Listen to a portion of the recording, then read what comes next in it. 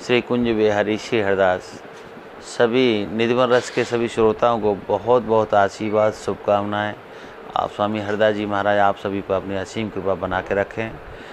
आज जो वीडियो हम डालने जा रहे हैं वो अनन्यता से परे की दुनिया है, पर वो भी श्रोताओं ने मांग की कि भरत चरित्र के पर महाराज जी प्रकाश डालें। तो महाराज जी से निवेदन किया तो महाराज जी ने पहली बार हम लोगों को ऑडियो में ये भरत चरित्र सुनाया। हम बोला तो उसमें हम लोग सभी भाव महाराज जी जितने भाव विभोर हुए हैं तो सारे जितने सुनने वाले सभी भाव विभोर हुए। तो मैं इस वाणी को आज इसलिए डाल रहा हूँ कि भरत चरित्र जिन लोगों ने नहीं सुना है या सुना है तो आज गुरुदेव भगवान के द्वारा आप सुने तो आपको बहुत अच्छा लगेगा। ये इसलिए मैं अनंता के थोड़ा सा विपरीत ये चैनल में आज की खबर डाल रहा हूँ। कैसा लगेगा आपको सुन के, इस पर आप कमेंट्स और शेयर ज़रूर करना, और व्यक्तिगत फ़ोन करके ही आप बता सकते हैं कि आपको कैसा लगा। अगर और भी चरित्र अगर आपकी सुनने की इच्छा है कि महाराज जी के द्वारा कि महाराज जी उनके प्रकाश डालें तो हम लोग चेष्टा करेंगे पूज्य गुरुदेव भगवान से सुनाने की। श्री हरदास। नमो नमो श्री हरिदास वृंदा विपिन वास बर प्राण सर्वस्व बाके बिहारी श्याम श्याम जुगल रूप माधुर के रसिक रिझवार सुप्रेम अवतारी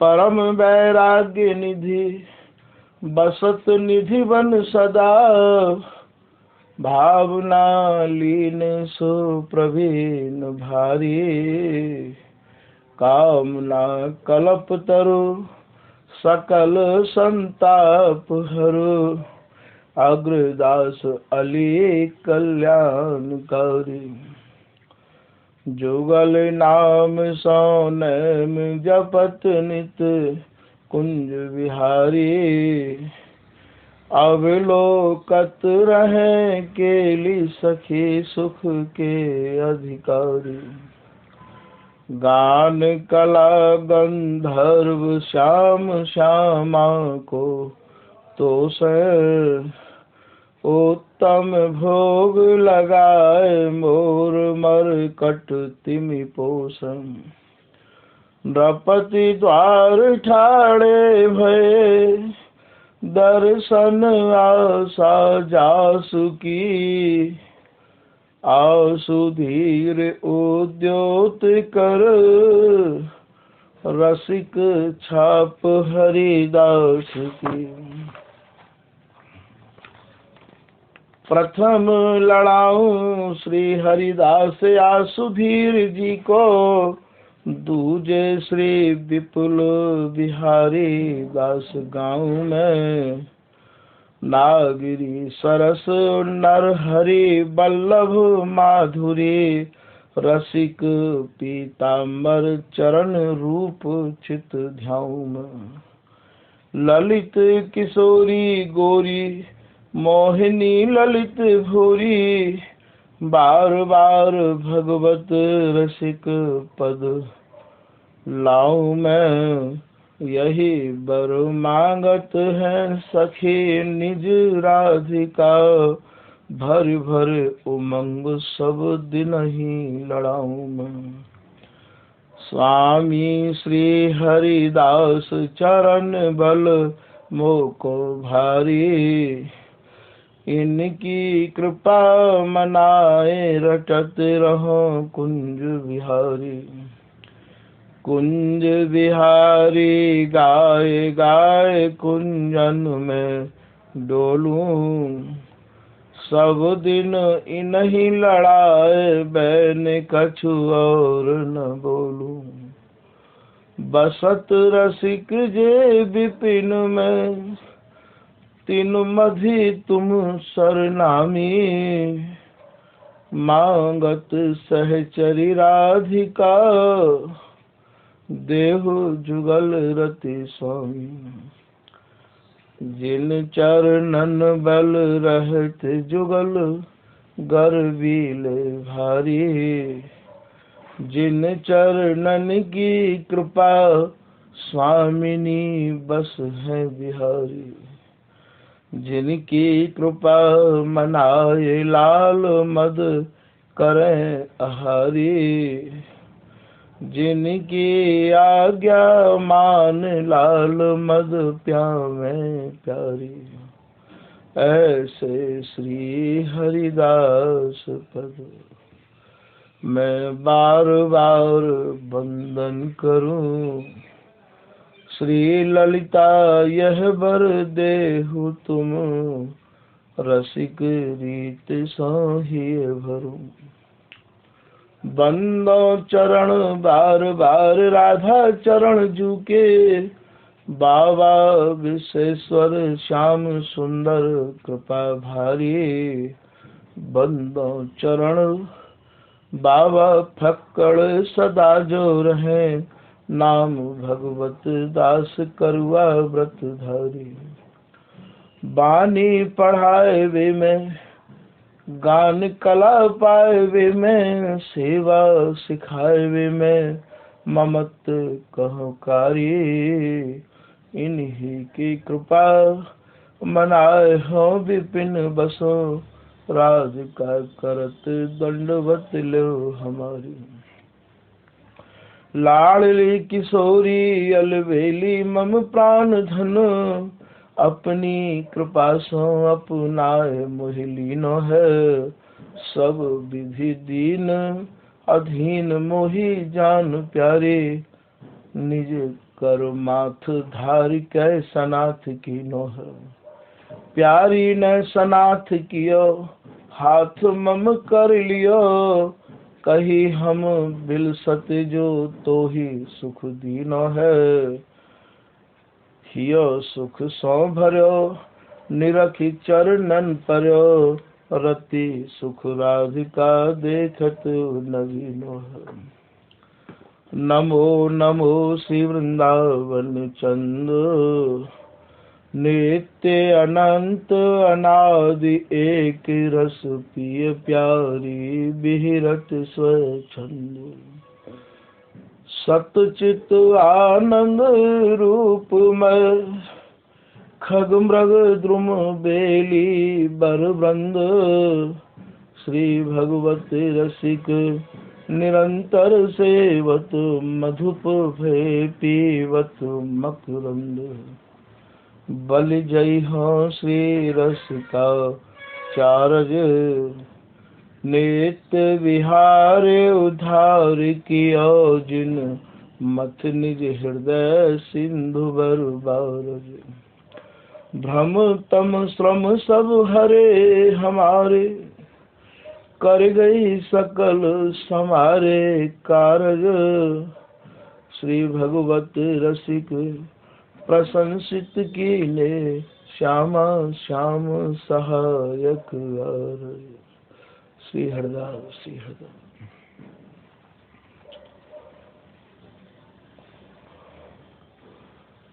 कछु लोगन के विशेष आग्रह पर और महाराज जैसो बनी आवे भरत जी के कछु जीवन पर प्रकाश डालवे को निवेदन कर रहे हैं। वैसे तो भरत जी के जीवन पर कौन प्रकाश डाल सके है। भरत तो नख से लेके सिख तक और महाराज त्याग और बैराग और अनुराग की मानो साक्षात मूर्ति है, साकार मूर्ति है। उनके स्वरूप के अनुरूप तो कोई भी वर्णन नहीं कर सके है। महाराज भरत जी के काजे तो और याज्ञवल्क्य जी कह रहे हैं कि तात भरत तुम सब विधि साधु। भैया भरत तुम सब प्रकार के साधु हो। कोई तो साधु मूड़ मुड़ा के होवे है। कोई साधु घर त्याग के होवे है। और कोई साधु गुफा और कंदरा और पहाड़न में जाए के होवे है। कोई साधु चूल रखा के या जटा रखा के होवे है। भरत जी आप तो सब प्रकार के साधु हो। राम जी को राज्याभिषेक ना है के वन गमन है गयो। भरत जी वास्तव में शत्रुघ्न जी के संग ननिहाल में है।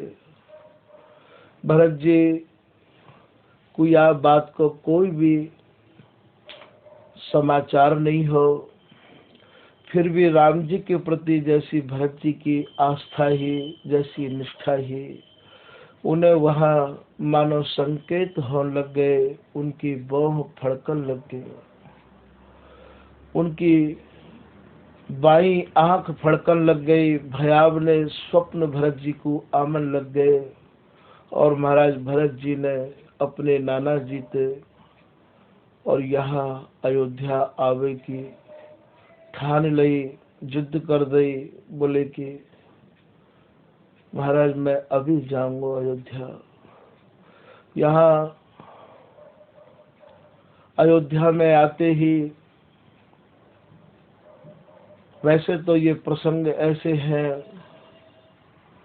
कि जितने भी लोग हैं अपने भावानुसार अलग अलग भावंते सुनामे हैं।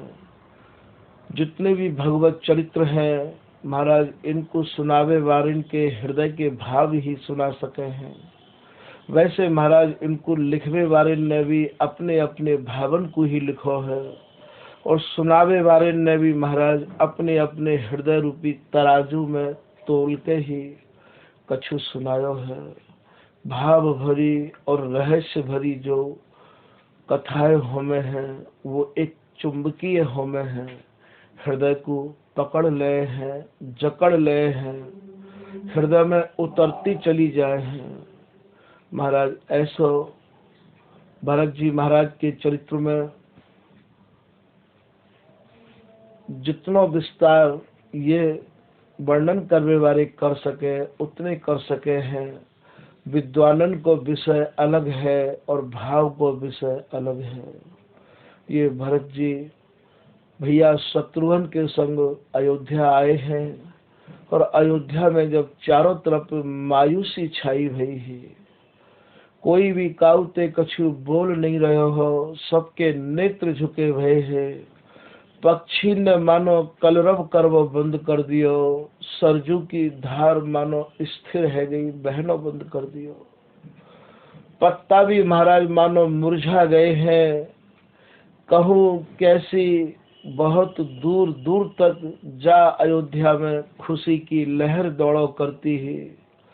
महाराज सब चींटी ते लेके हाथी पर्यंत तक मानो सब सुख के समुद्र में हिलोर ले करते।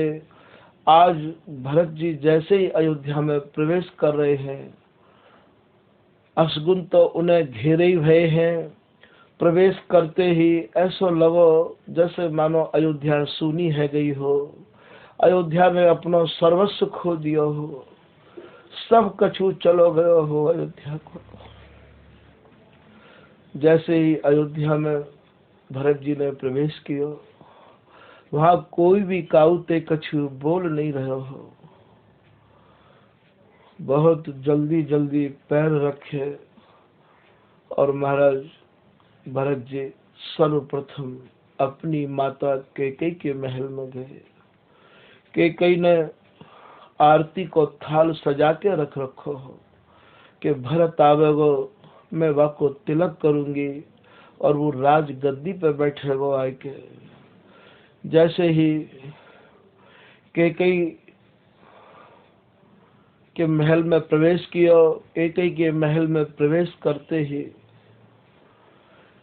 कैकेयी के चरण स्पर्श किए। कैकेयी ने आरती उतारी। भरत जी ने कही पिताजी कहा है। दशरथ जी अक्सर करके कैकेयी के महल में ही निवास किया करते हैं।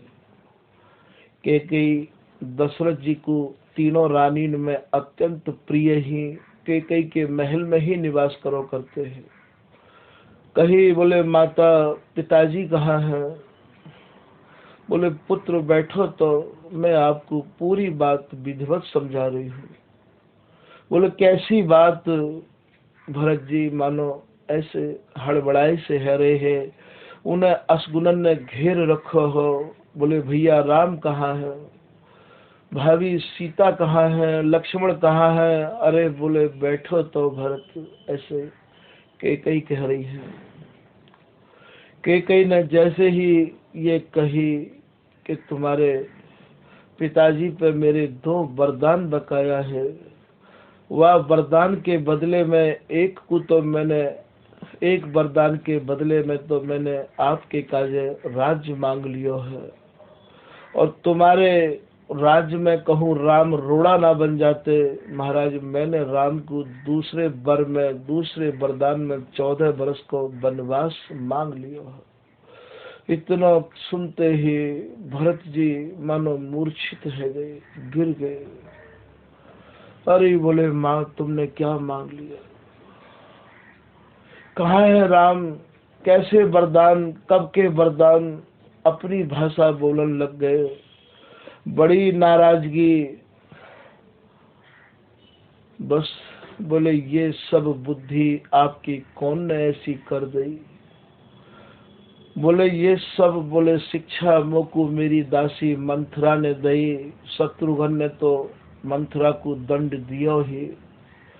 महाराज जैसे ही राम उल्टी सीधी कह के और कैकेयी कौशल्या के महल में गए। कौशल्या कभी कभी अपने मन में ऐसी उथल पुथल है रही ही, कबू तो यूं सोचती न जाने मेरो बेटा राम वन में कैसे समय गुजारता होगा।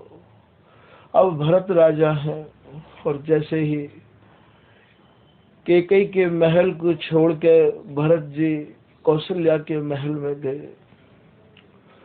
कौशल्या के चरणन को पकड़ के रोमन लग गए, छाती पे लगा लिए कौशल्या ने। बोले पुत्र भरत आ गए तुम बेटा, तुम्हारी ही प्रतीक्षा थी। ये आंखें तुम्हें ही जी भर के देखना चाहती थी पुत्र। भरत भी कछु कह नहीं पा रहे हैं।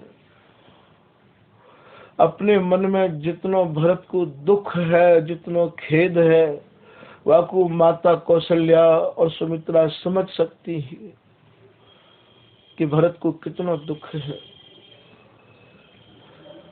पूरी भरत जी को कथा रो रो के माता कौशल्या ने सुनाई।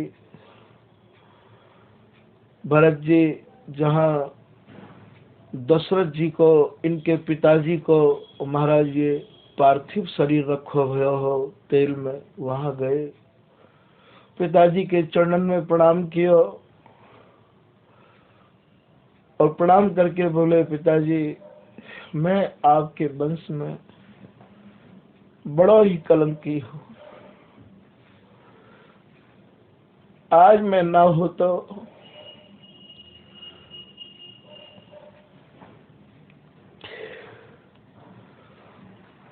शायद भैया राम को वनवास भी ना होता। मेरे कारण भैया राम को वनवास हुआ है। अपने मन में भरत अपार दुख मना रहे हैं। वशिष्ठ जी ने, सुमंत जी ने और राज्य के गणमान्य लोगों के और महाराज इशारे पे भरत जी के आंसू पहुंचे। भरत जी को धैर्य बंधा रहे हैं, भरत जी को समझा रहे हैं, पर भरत जी को धीरज तो मानो छूटतो ही चलो जा रहे हो। राम के प्रति भरत जी की जैसी आस्था ही वह को कौन वर्णन कर सके है। महाराज जैसे तैसे भरत जी और शत्रुघ्न जी ने गुरुदेव वशिष्ठ की आज्ञा थे और सुमंत जी के सहयोग थे और महाराज राज्य के विशिष्ट लोगों की प्रार्थना पर, माता की आज्ञा पर, और महाराज पिताजी को अंतिम संस्कार किया। अंतिम संस्कार करके अपने मन में भरत जी यही दुख को और महाराज मनाते रहते, सोचते रहते, यही दुख में डूबे रहते। कि मुख कैकेयी सरीखी ऐसी माता क्यों मिली। स्वयं कभी गुरुदेव ते भी पूछते, कभी कौशल्या ते भी पूछते कि मैं इतना अभागा क्यों भयो मां।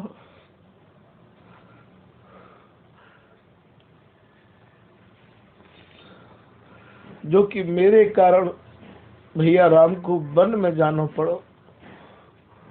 आज मैं यह दुनिया में ना हो तो मेरी माँ को कलंक तो ना लगता, मों को कलंक तो ना लगता।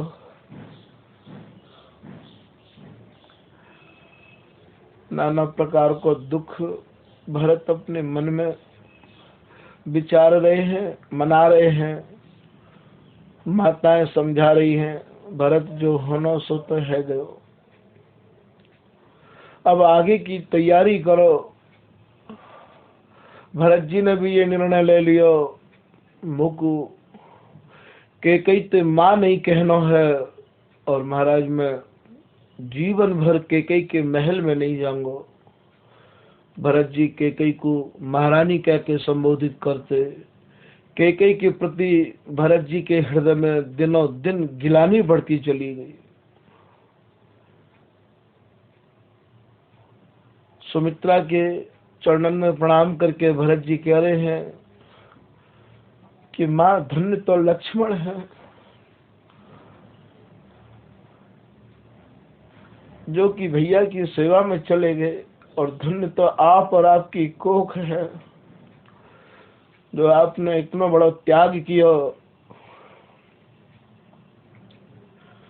जो कि अपने पुत्र को भैया की सेवा में भेज दिया। अभागो तो बोले मैं रहा।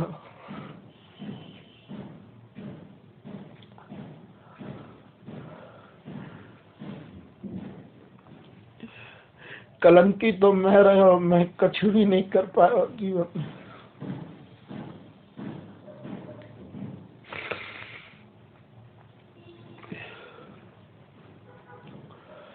दोनों माताएं उन्हें ढांढस बंधा रही हैं, हिम्मत दे रही हैं। पुत्र भरत, जैसा हमने आपके लिए सोच रखा था वैसा ही पुत्र हमें प्रत्यक्ष देखने को मिला है। हमारा भी सौभाग्य है जो हमें भरत जैसा पुत्र मिलो है।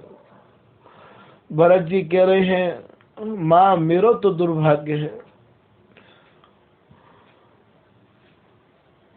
सब मातान के निवेदन पर, गुरु जी की आज्ञा थे, सुमंत जी की सलाह थे, आज भरत जी और महाराज भगवान श्री राम ते मिलवे के काज चित्रकूट जा रहे हैं। यहाँ भगवान श्री राम चित्रकूट में कामदगिरी पर्वत पर 12 वर्ष विराजे हैं। चित्रकूट जा रहे हैं। जैसे ही सरजू पार करी, वाते पहले प्रसंग में माता कैकेयी भी जावे के काज और निवेदन कर रही हैं, महाराज भरत मैं भी जानो चाहूँ। भरत जी ने भी व्यंग भरे वचन माता कैकेयी से बोले हैं। वन में जाके बोले यहाँ तो राज ते वंचित कर दियो आपने भैया राम को, अब वहां जाके का बनते भी वंचित करना चाहो महारानी कैकेयी। कैकेयी भी दिनों दिन दुख में डूबती जाती है। कैकेयी को दोष कहा है, ये तो भगवान श्री राम ने पहले ही उनसे वरदान मांग लिया हो। कैसी भीषण परिस्थिति में कैकेयी ने समय को गुजारा होगा। माता कौशल्या और गुरु वशिष्ठ जी की आज्ञा अनुसार महाराज कैकेयी भी इनके साथ आज राम ते मिलवे के काज भरत जी के पीछे पीछे ये तीनों माताएं और अयोध्यावासी चित्रकूट जा रहे हैं। निषाद रास्ते जैसे ही भेंट भई, ये भगवान श्री राम के परम प्रिय सखा है निषाद राज। इनकी भी भक्ति अपने में अनूठी है। भगवान श्री राम को जैसे ही और महाराज तीर्थराज प्रयाग से चित्रकूट की ओर विदा करवे के काजे गंगा पार करके आए हैं। वाई समय ते मनो निषाद राज ने काहू को देखने को निर्णय ले लियो कि अब मैं राम के सिवाय काहू को नहीं देखूंगा। संतन के मुक्त तो ऐसी सुनिए कि इनने अपनी आंखन ते पट्टी बांध ली भरत जी के लौटवे के बाद में, और इनकी आंखन में कोए पड़ गए हैं। रात दिन भगवान भगवान श्री राम की याद में ही डूबे रहते, रोते रहते निषाद राज। 14 वर्ष इनने भगवान श्री राम की याद में रो रो के ही निकासे हैं।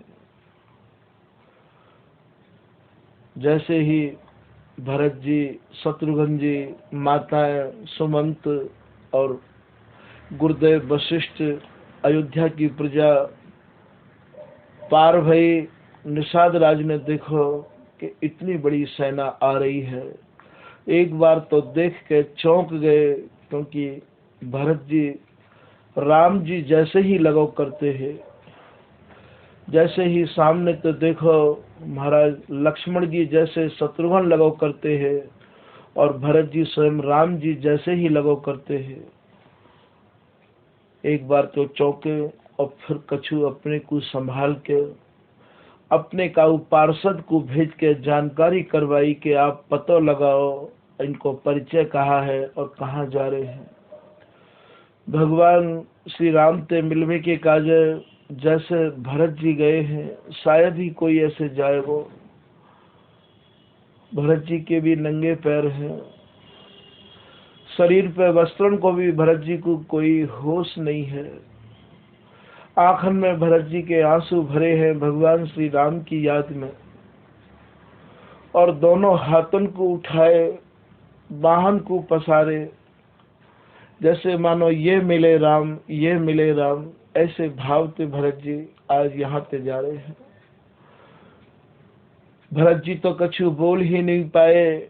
शत्रुघ्न जी ते निषाद राज के पार्षदन ने कछु कही, आपको परिचय कहा है। निषाद राज के पार्षदन को शत्रुघ्न जी ने पूरी बात बता दी कि हम लोग भैया राम ते मिलवे के काजे जा रहे हैं। यदि काहू को पता हो तो वो कौन कौन से मार्ग ते गए हैं, वह मार्ग को आप हमें बताना। और ये उनके छोटे भैया भरत हैं। जैसे ही निषाद राज के पार्षदन ने जाए के निषाद राज से कही कि राम जी के छोटे भैया भरत जी राम जी से मिलवे के काजे जा रहे हैं। महाराज निषाद राज दौड़ के आए और भरत जी के चरणन पे लिपट गए, गले लग के मिले। बोले आपके बारे में तो मैंने थोड़ा सा कछु राम जी पे ही सुना हो कि आपकी राम के प्रति कैसी निष्ठा है, कैसी आस्था है। मैं भी आपके दर्शन करके धन्य है गयो, ऐसा निषाद राज भरत जी से कह रहे हैं। भरत जी को जब पता लगो कि निषाद राज भैया राम के परम मित्र हैं, और ये भी जो है कछु समय उनके संग रहे हैं, जैसे ही राम अयोध्या से यहाँ आए हैं, निषाद राज के गले से लग गए। भरत जी सीना ते लग के भरत जी रो रो के उनसे यही कह रहे हैं। आज बोले मुझको ऐसा ही अनुभव है रहा है जैसे भैया राम के सीना ते लग के हो करते हो, क्योंकि आप उनके परम मित्र हैं। आज निषाद राज भी रो रहे हैं और भैया भरत भी रो रहे हैं। धीरे धीरे जैसे तैसे निषाद राज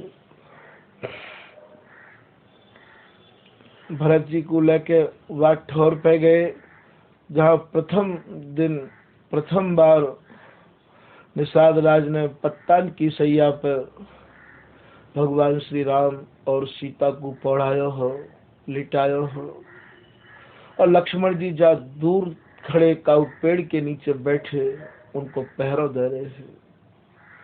निषाद राज ने जैसे ही कही कि एक रात्रि भैया राम या सैया पे, पत्तान की सैया पे माता सीता के संग विश्राम किया है, महाराज भरत जी वह सैया को प्रणाम कर रहे हैं। उन पत्तान को भरत जी हृदय पे लगा रहे हैं, कह रहे हैं बड़भागी हो तुम, बड़भागी बन अवध अभागी। ये अयोध्या और अयोध्या के वासी तो अभागी हैं, और ये वन और वन की जो भी संपदा है, जहाँ जहाँ ते भैया राम गुजरे हैं वो सब बड़भागी हैं।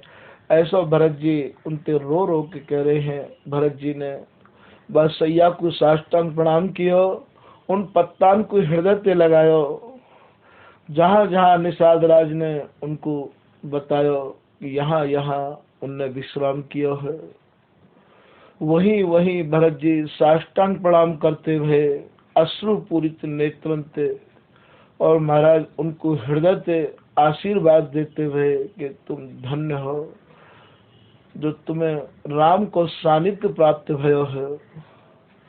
मार्ग में कछु माताएं कुआ पे पानी भर रही है, उन माता ने देखो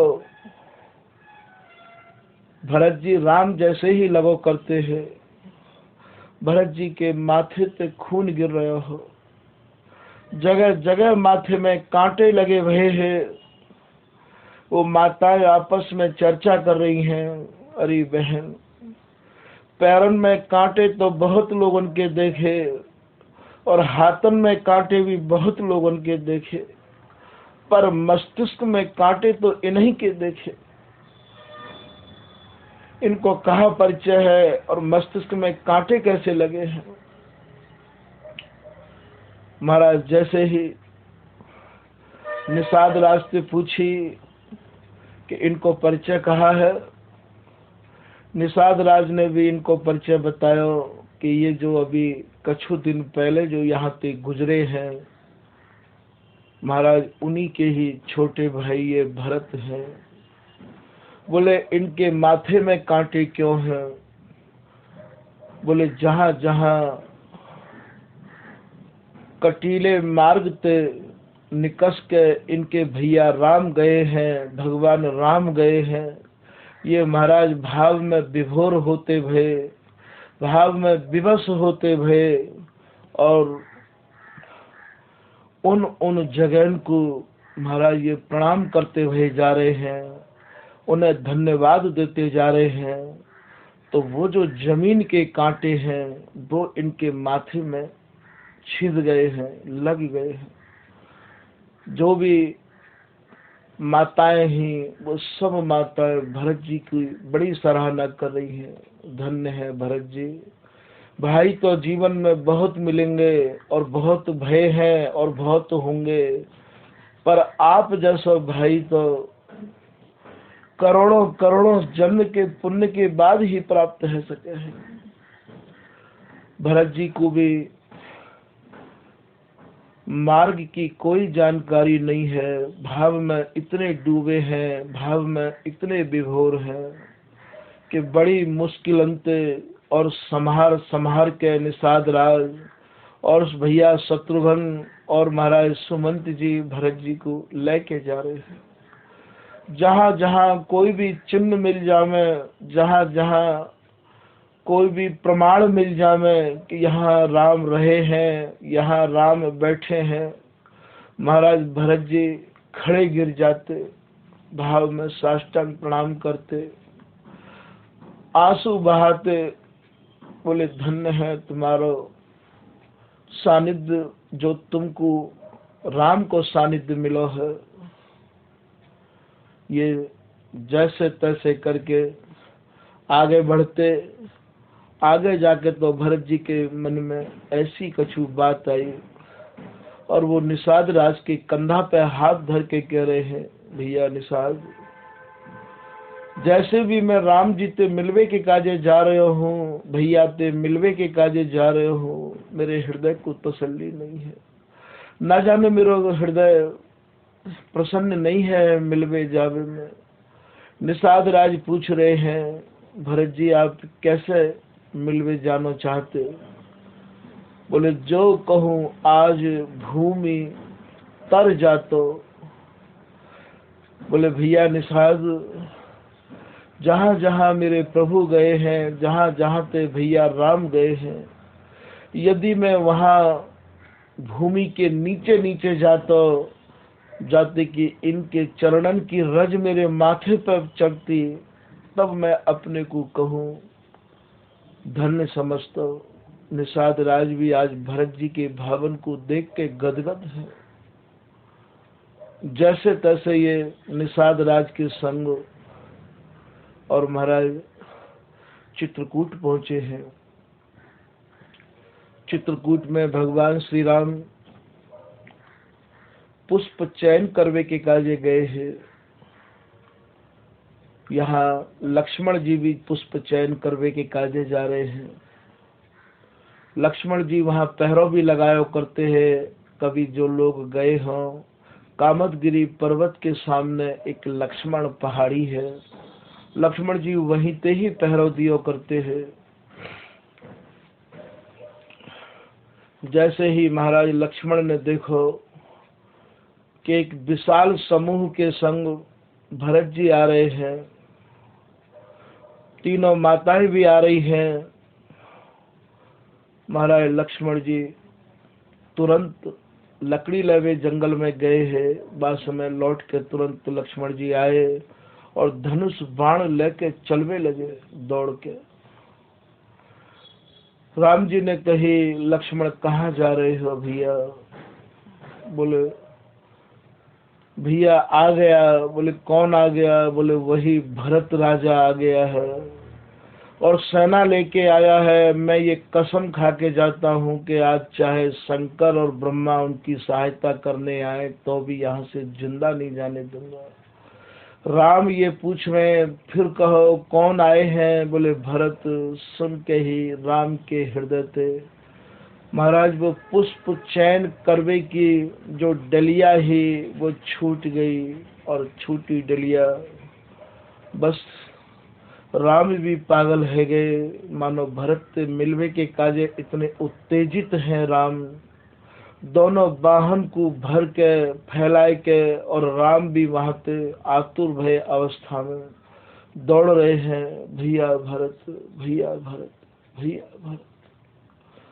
और भरत तो अपनी बाह पसारे आ ही रहे हैं। महाराज चित्रकूट में दोनों को आज मिलन भयो है। इधर ते भरत जी ने अपनी बाह पसारी है और उधर ते राम जी भी अपनी बाह पसारे भय हैं। बहुत समय तक दोनों भैया सीना ते लग के वाहन में कस के भर के एक दूसरे को, और महाराज नेत्रन के अश्रुन ते भिजोवे लग रहे हैं। भरत जी के आंसू भी नहीं थम रहे हैं और राम के आंसू भी नहीं थम रहे हैं। बड़ी मुश्किल जैसे तैसे, और गुरु महाराज की पीठ थप थपावे पर दोनों को महाराज अलग किया गया, और अलग करवे के पश्चात राम जी ने गुरुदेव के, माता कैकेयी के, सुमित्रा के, पहले माता कैकेयी के चरणन में प्रणाम किया है, और फिर माता सुमित्रा के चरणन में किया है, और फिर अपनी माता कौशल्या के चरणन में किया है। ठीक वैसे ही लक्ष्मण ने भी क्रम क्रम से भैया भरत के चरणन में प्रणाम किया है, और गले लगे हैं शत्रुघ्न और महाराज लक्ष्मण, और माता के चरणन में प्रणाम करके गुरुदेव के चरणन में प्रणाम किया है। जैसे ही राम जी कैकेयी के चरणन में सर्वप्रथम प्रणाम किया है, कैकेयी तो अपने मन में ये सोच के आई ही कि राम मोते नहीं मिलेंगे, मैंने राम के संग बहुत बुरा किया है, राम मोते नहीं मिलेंगे। और ये भी निर्णय कैकेयी लेके आई ही कि मैं राम पे ये आदेश करूंगी, ये आज्ञा दूंगी कि आप वापस अयोध्या चलो, जो मैंने आपको और महाराज बन जावे को आदेश दिया हो, मैं वाकू वापिस ले रही हूँ। ऐसा सोच के कैकेयी गई है, और यदि आप लौट के वापिस नहीं चलोगे तो कैकेयी संतन के मुख से ऐसी सुनी है भैया, कैकेयी अपनी काख में जहर के लड्डू और महाराज दवाई के ले गई है। मन में ये निश्चय कर लिया हो कैकेयी ने कि यदि राम वापिस अयोध्या नहीं आए तो मैं ये कलंकी मुंह अब अयोध्या वासिन को नहीं दिखाऊंगी। इन या लड्डू को खा के और मैं वहीं और अपने प्राणन को त्याग दूंगी, पर मैं वापिस अयोध्या लौट के नहीं आऊंगी। जैसे ही राम जी ने कैकेयी के चरण स्पर्श किए, बाह भर के राम जी ने और माता कैकेयी को आलिंगन कियो। माँ के काजे पुत्र चाहे जितनो भी बड़ो है जावे, वो एक वैसो ही बालक होवे है जैसो वो दूध पीते समय हो। कैकेयी के काजे और जैसे ही कस के पकड़ लियो भगवान श्री राम ने, जैसे एक बच्चा माँ को भर लिए है। और बार बार कैकेयी ने वा लड्डू को काख में दबाए रखो हो। वो अपनी बाहन को राम ते मिलवे के काजे पूर्ण रूपेण नहीं फैला पाई है। यदि कैकेयी बाह फैला लेती तो महाराज वो लड्डू गिर जाता। भगवान श्री राम अयोध्या में जितने दिन रहे, कैकेयी के महल में ही प्रसाद पाया करते हैं। कैकेयी तीनों माताओं में सबसे ज्यादा प्रिय माँ ही राम की। राम जी बार बार कैकेयी के हाथन को फैलावे के काजे उन्हें उत्तेजित कर रहे हैं। जैसे एक बच्चा को माँ कस के पकड़ ले है, माथो सहलावे है। आज कैकेयी के हाथ खुल नहीं रहे हैं क्योंकि वहाँ में लड्डू दबो हो। बार बार जैसे एक गैया को बच्चा थनन में हुदा मार मार के, और महाराज वाके लाड़ के मारे, वाके प्यार के मारे, और गाय के थनन में दूध आ जावे है तो गाय जी भर के बच्चा को पिवावे है। ऐसे ही राम जी भी आज बार बार माँ को उत्तेजित कर रहे हैं कि माँ बाह बढ़ के मेरे माथे पे अपना प्यार भरो हाथ क्यों नहीं फेर रही हो। का आपके हाथन में, का आपकी बाहन में राम के प्रति अब भाव नहीं रहो माँ, प्रेम नहीं रहो माँ। बार बार माँ माँ कहवे थे और कैकेयी सब भूल गई। और भगवान श्री राम कह रहे हैं, माँ तुम मेरे भोजन को इतना ख्याल रखो करती है। जब भी मैं आता बच्चान के संग खेल गए, आप तुरंत मेरी भोजन की व्यवस्था करती। इतने दिन के पश्चात आप मोते मिलवे के काजे यहाँ चित्रकूट आई हो। कहा अपने पुत्र राम के लिए कोई भोजन की व्यवस्था नहीं करके लाई माँ। ऐसे जब भगवान श्री राम बार बार माँ कैकेयी से कह रहे हैं, माँ कैकेयी भी मातृत्व में आ गई और महाराज सब कछु भूल के और राम को भी दोनों बाहन में कस लियो। माथो सहलामा लग गई तो काख में ते जो लड्डू लाई ही जहर को, वो लड्डू नीचे गिर गयो। और लड्डू जैसे ही नीचे गिरो तो भगवान श्री राम ने वो लड्डू उठाए लियो और उठाए के लड्डू पान करवे के काजे। और जैसे ही तैयार भये तो कैकेयी चीख गई, बहुत जोर से चिल्लाए के बोली, पुत्र राम ये लड्डू मत खाओ। बोले माँ क्यों नहीं खाऊं या लड्डू को, माँ के हाथ को बनो भयो लड्डू है। बोले पुत्र राम या मैं जहर मिलो भयो है। राम बोले जहर मिलो भयो है तो का परेशानी है माँ। अरे खाना तो माँ के हाथ को चाहे जहर ही क्यों ना हो। गाय दूध और घी तो गाय को चाहे शेर ही क्यों ना हो। और चलना तो रास्ता को चाहे फेर ही क्यों ना हो। और बैठना तो भाईयन में चाहे बैर ही क्यों ना हो। ताऊ ने ये कहावत कही है। तो माँ के हाथ को तो यदि जहर भी है तो भी पुत्र को स्वीकार कर लेना चाहिए माँ। राम जी ने फिर एक बात कैकेयी से और कही कि माँ ये जहर भरो लड्डू आप यहाँ क्यों लेके आई। महाराज रोती भई कैकेयी कह रही है कि पुत्र राम, न जाने मेरी बुद्धि को कहा है गयो जो मैंने आपको वनवास दे दियो, और जा दिन ते वनवास दियो है मैं अपने किए के पश्चाताप की अग्नि में तो जल ही रही हूँ।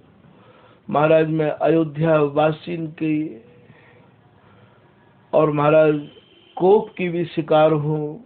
कोई भी अयोध्या वासी मोको देखनो नहीं चाहे है और मोते जैसे जैसे कहे हैं, अब मैं वाकु सहन नहीं कर सकू हूँ राम, अब मेरी सहन करने की क्षमता नहीं है। पुत्र भरत ने भी मेरा तिरस्कार कर दिया है। इधर तो मैं तुम्हारे दुखते दुखी, इधर मैं पति के दुखते दुखी, इधर प्रजा के दुखते दुखी, इधर मैं पुत्र के दुखते दुखी। राम मैं अब सहन करने में सक्षम नहीं हूँ। या तो आप मेरी आज्ञा को मान के वापस अयोध्या चले चलो, और यदि आप अयोध्या नहीं जाओगे पुत्र राम, तो मैं या लड्डू में जहर मिला के या ही मारे लाई हूँ कि मैं या को खा के अपनी जान यहीं दे दूंगी।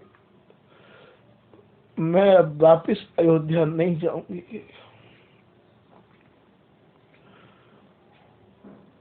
इतनी सुन के भगवान श्री राम माता कैकेयी से कह रहे हैं, माँ तुम्हें अपने पुत्र राम की सौगंध है, तुम्हें राम की कसम है, तुम अपने प्राणन को नहीं त्यागोगी। मैं 14 वर्ष को वनवास पूरा करके और यहाँ के ऋषि मुनीन को सुखी करके मैं वापिस आऊंगा, तब तक आपको मेरी प्रतीक्षा करनी होगी। कैकेयी कह रही है, पुत्र अब मेरी प्रतीक्षा करने की क्षमता नहीं है।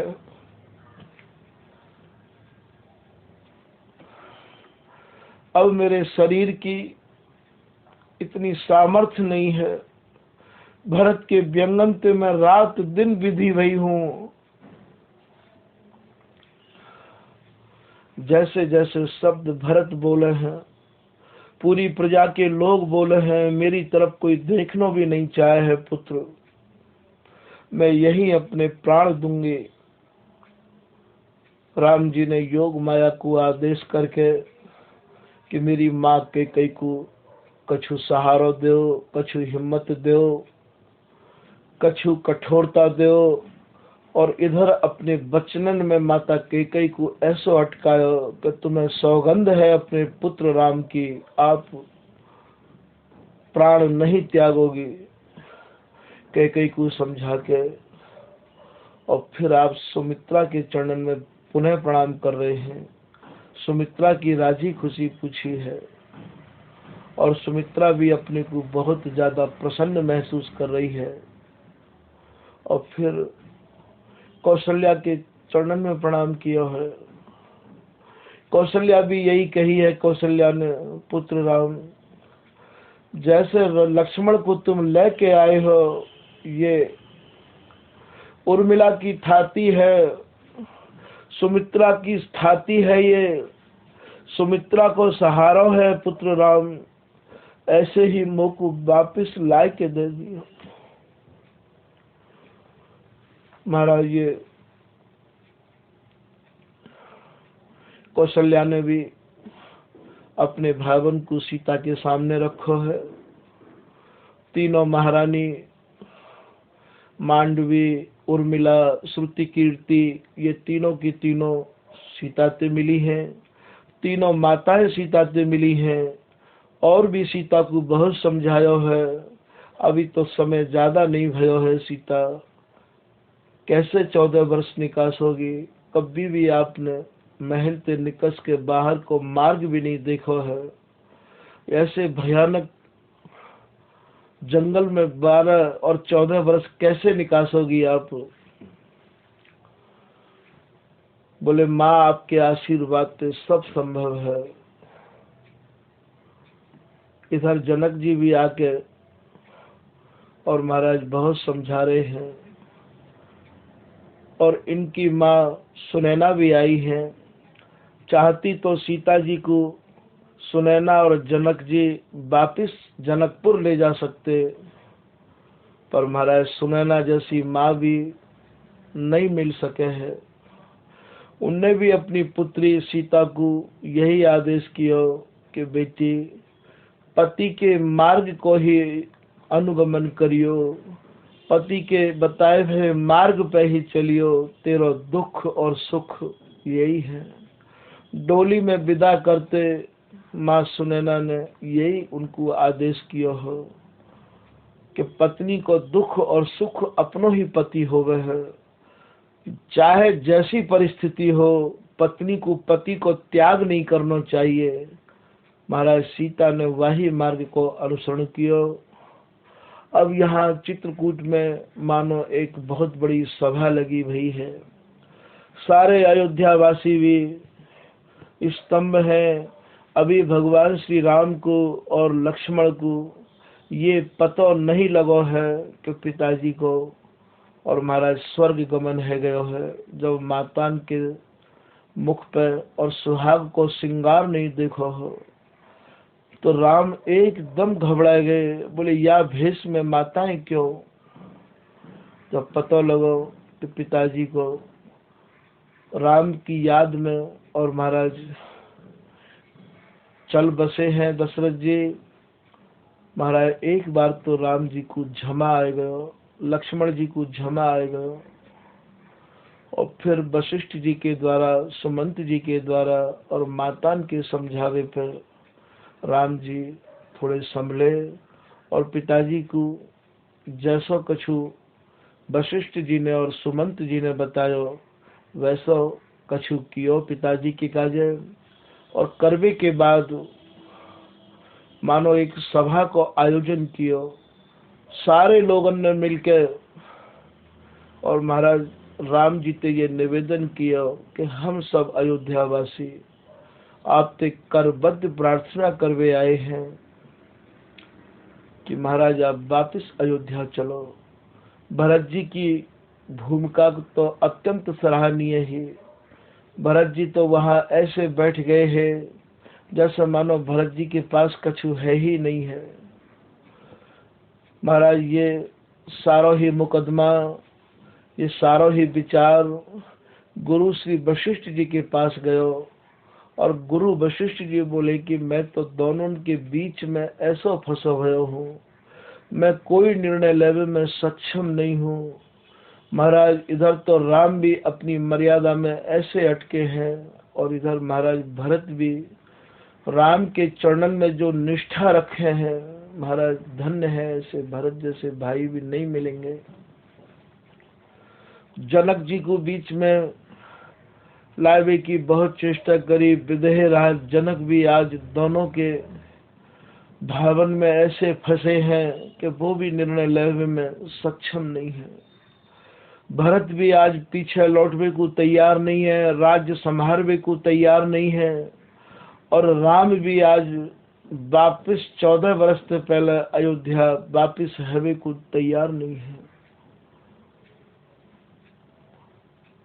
बहुत कछु समझावे के बाद भी जब भरत नहीं माने तो राम जी ने उन्हें विशेष आदेश किया। अरे बोले पागल भरत, ये तुम्हारे बड़े भाई की आज्ञा है और तुम्हें ये आज्ञा पालन करनी होगी।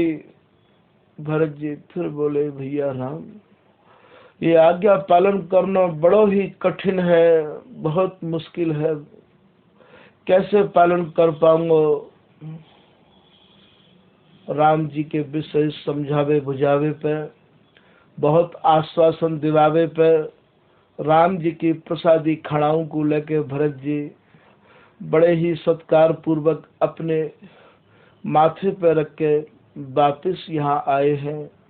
और सिंहासन पर तो भगवान श्री राम की खड़ाऊं स्थापित करी है।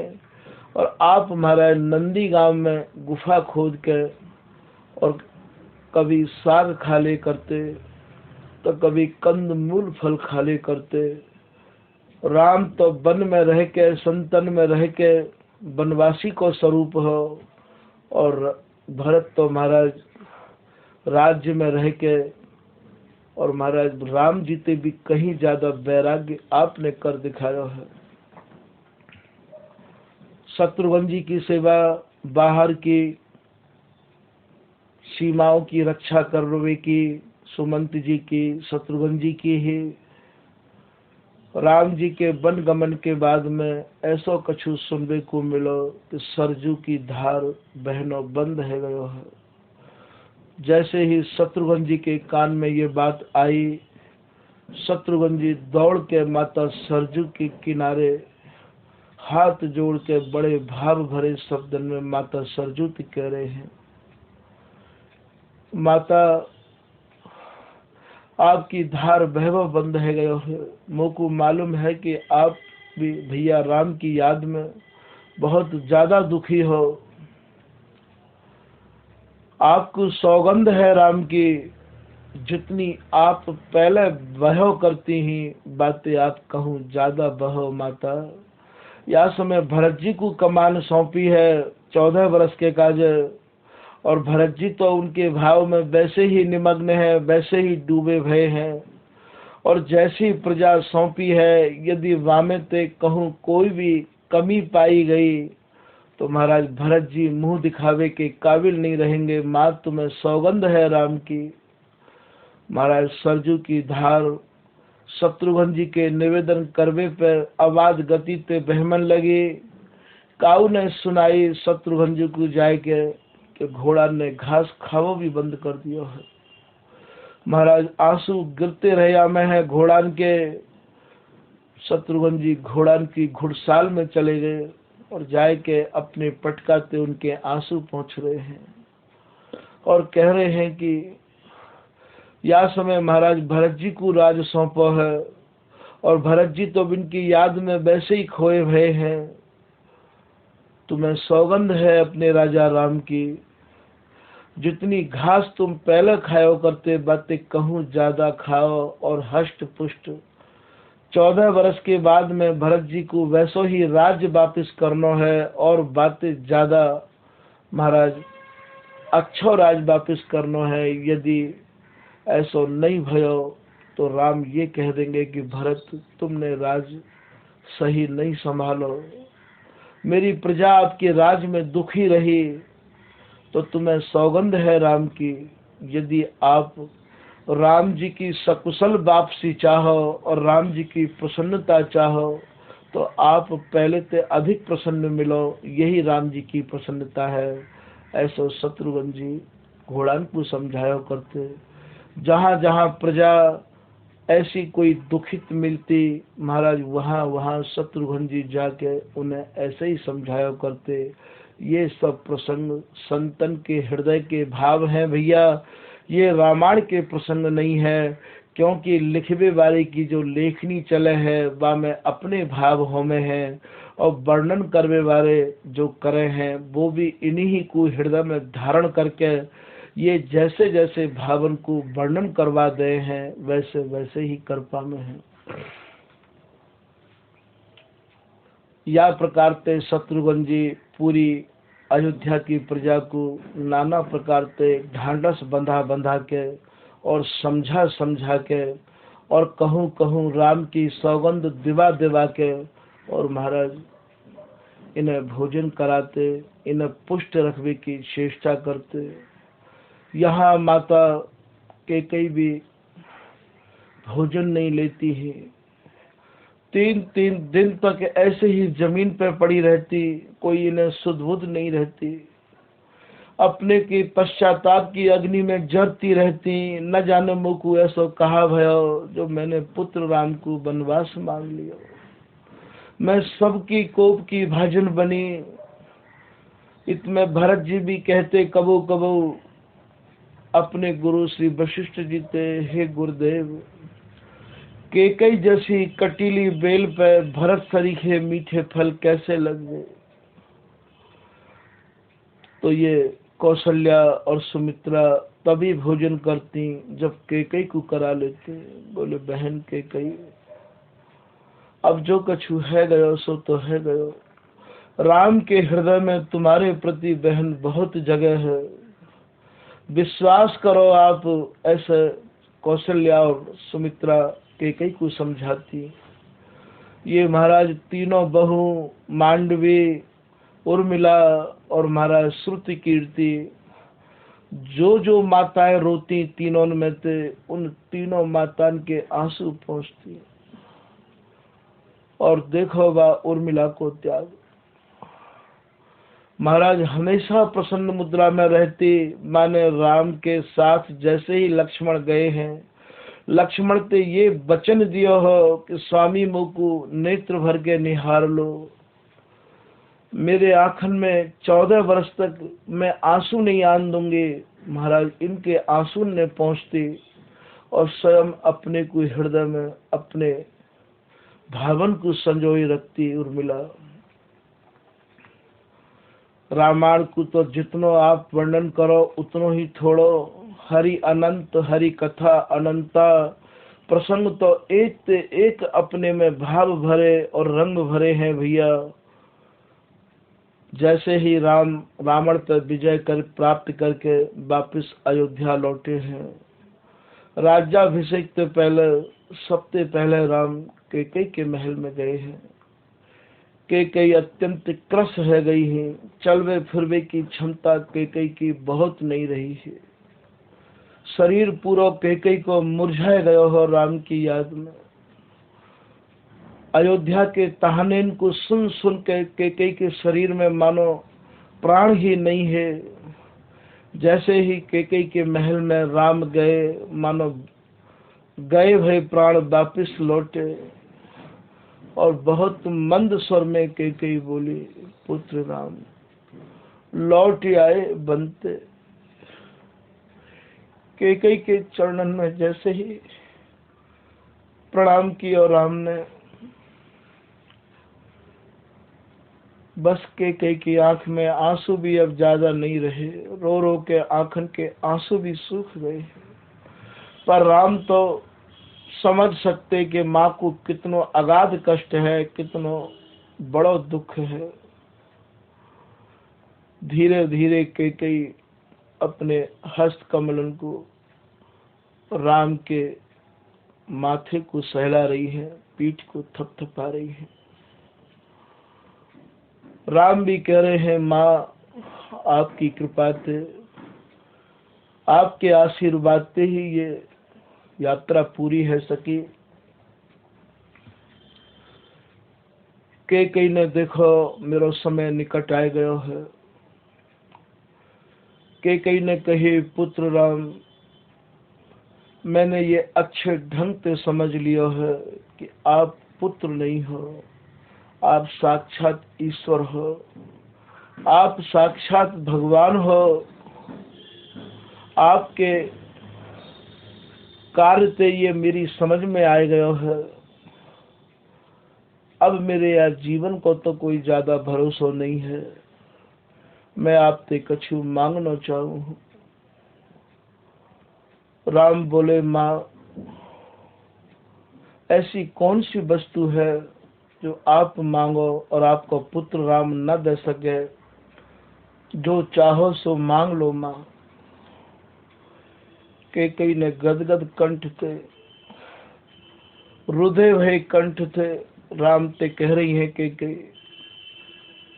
पुत्र राम जादिन ते आप बन गए हो और मैंने जो ऐसी भूल करी है, बादिन ते ये भरत मोते माँ भी नहीं कहे है, मेरी तरफ देखना भी नहीं चाहे है।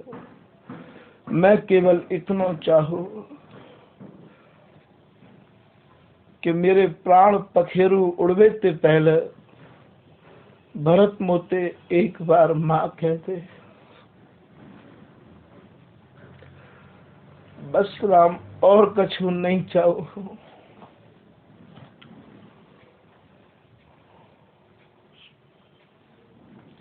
राम ने कही, माँ आपकी आज्ञा को पालन होगा।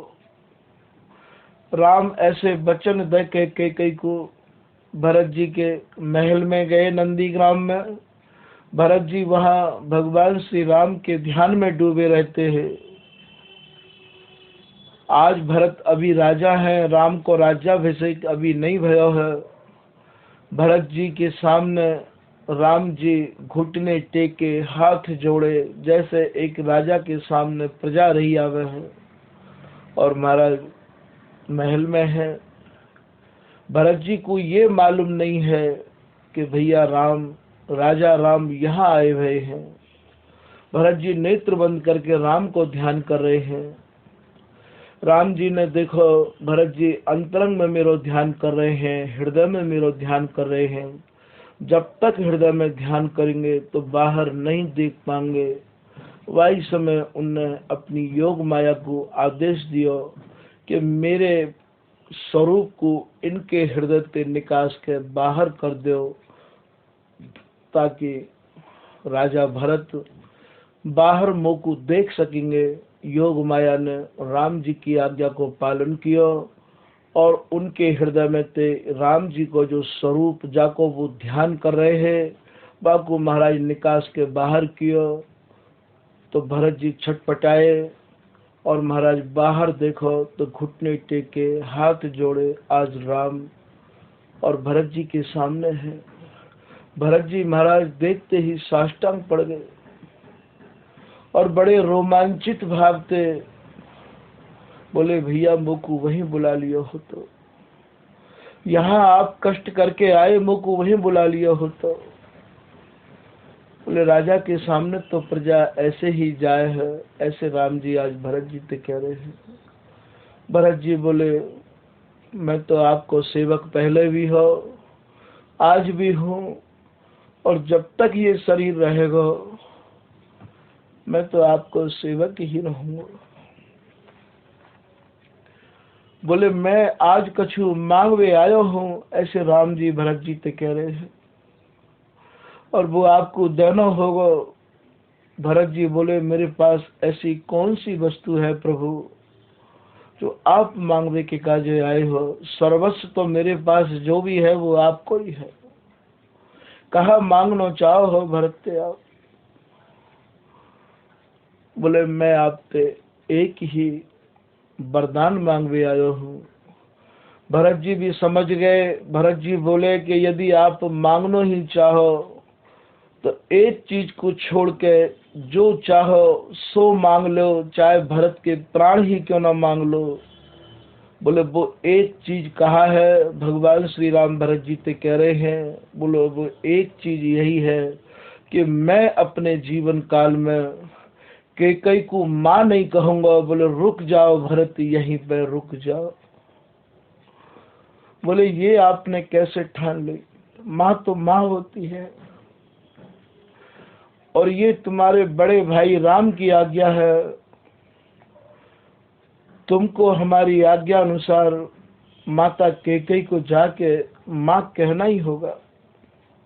मैं यही मांगवे आया हूँ।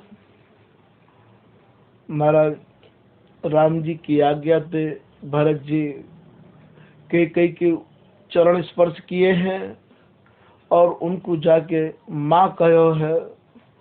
इतनी अवस्था में भी कैकेयी के छाती में ते मानो दूध आ गयो। भरत को छाती पे लगा के, और महाराज वहां पे भगवान श्री राम सुमित्रा के महल में गए हैं, और सुमित्रा के महल में जाके सुमित्रा के चरणन को स्पर्श किया। सुमित्रा ने भगवान श्री राम के माथे को अपने कर कमल से सहरायो, और सहराय के सुमित्रा आज कह रही हैं कि पुत्र राम, मैं भी ये समझ गई हूँ कि आप पुत्र नहीं हैं, साक्षात ईश्वर हैं, नारायण हैं। आज तो आप मातान पे अत्यंत ही निहाल हो, अत्यंत ही दयाल हो। पुत्र कैकेयी को भी कछु दे के आए हो, आज मैं भी कछु आपसे मांगना चाहूँ। सुमित्रा के कहवे पे भगवान श्री राम बोले, माता आप भी मांग लो अपने पुत्र राम ते का चाहो। हाथ जोड़ के माता सुमित्रा कह रही है, पुत्र राम 14 वर्ष के वनवास में आपको छोटो भाई मेरा पुत्र लक्ष्मण आपकी सेवा में गयो हो। लक्ष्मण को स्वभाव थोड़ो झुझलावे को है, गुस्सा करवे को है। यदि 14 वर्ष के बीच में कहूँ भी कोई लक्ष्मण ने ऊक चूक कह दी होए आपते, कछु सेवा में त्रुटि कर दी होए, तो मैं लक्ष्मण की माता आप तेवा की क्षमा मांग रही हूँ। लक्ष्मण की भूल को अपने हृदय में मत लियो। ऐसे जब माता सुमित्रा ने राम जी ते कही, राम जी को हृदय भरी आयो और आज वो सुमित्रा के भी आंसू पहुंच रहे हैं।